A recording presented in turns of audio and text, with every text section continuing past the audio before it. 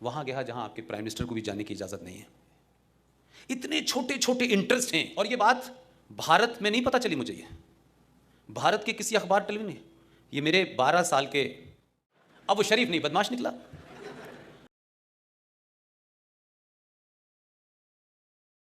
ये कोई इंडिविजुअल की तारीफ या उसके बुराई में नहीं कहा जा रहा है, मैं उस सोच से डरा हुआ हूं।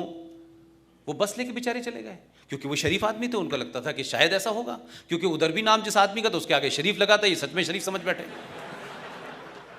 अब वो शरीफ नहीं बदमाश निकला, अब वापस आ गए। एक घटना घटी है जो आप लोगों को इस देश में नहीं पता है। ये मैं इसलिए आपको बता रहा हूं कि इस समाज को से सच बोलने की हिम्मत बहुत कम लोगों में है। इतने छोटे छोटे इंटरेस्ट हैं, जिस प्रोफेशन से मैं हूं उसमें भी बड़े छोटे छोटे इंटरेस्ट हैं। ये स्टोरी को छोड़ दो यार, इसको रख दो, इसको चढ़ा दो। एक बड़ी घटना हुई है, आपको याद होगा कारगिल वॉर हुई थी। कारगिल वॉर में आपकी इंटेलिजेंस ने दुनिया का सबसे बड़ा काम किया था। जो आदमी इंस्ट्रक्शन दे रहा था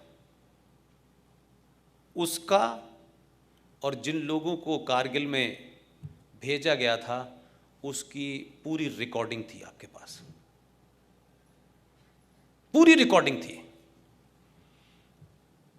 और ये बात भारत में नहीं पता चली मुझे, ये भारत के किसी अखबार टेलीविजन ने, ये मेरे 12 साल के पाकिस्तानियों से दोस्ती के कारण पता चली। और उन्होंने इसे अपनी बहादुरी समझ के मुझे बताया। मैंने सब अखबार खंगाले। मैं जिस चैनल के लिए काम करता था उसके चारों प्रदेशों में ऑफिसेस थे। मैं फ्रीली 12 साल 500-700 बार गया। वहाँ गया जहाँ आपके प्राइम मिनिस्टर को भी जाने की इजाज़त नहीं है।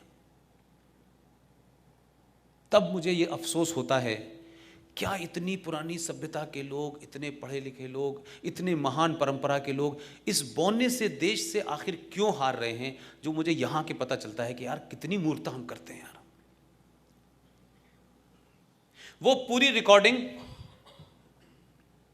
एक ट्रैक टू डिप्लोमेसी में एक साहब काम कर रहे थे और दोस्ती, तो उसने ये कह दिया कि साहब मुझे तो पता ही नहीं, तो आर्मी वालों ने कराया गड़बड़। नवाज शरीफ का ये स्टेटमेंट है और मैं इसको देखूंगा।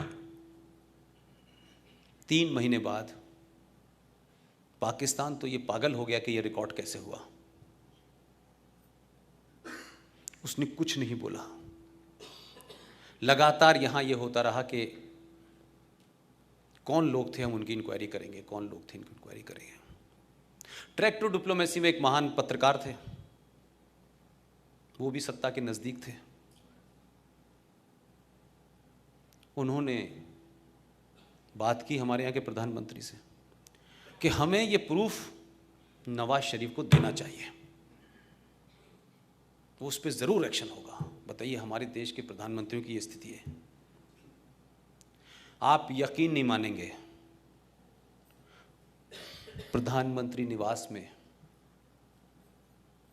जनरल हेडक्वार्टर रावलपिंडी के अंदर उनके 7 बड़े अफसर हमारे एजेंट थे।